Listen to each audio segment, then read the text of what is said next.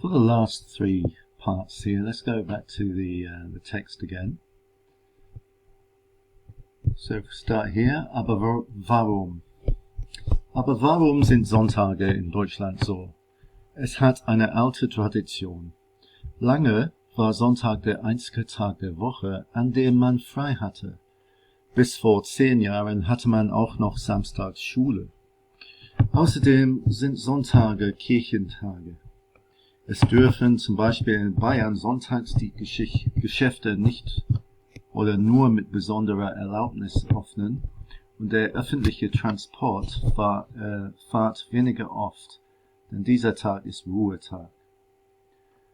Nach fast 4 Monaten im Ausland fange ich wirklich an, diesen Tag zu vermissen, weil er immer viel Zeit mit der Familie bedeutete und schon eine alte Tradition war.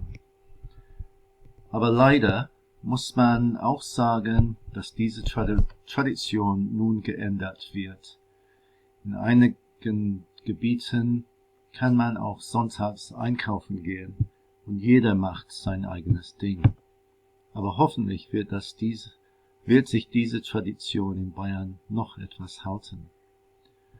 So let's go down to the questions that relate to that.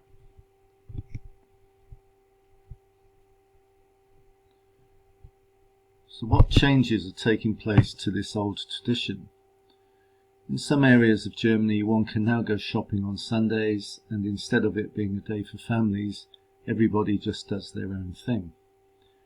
So this is relating to that part where it actually says everybody just does their own thing, but implied in that is instead of being a day for families.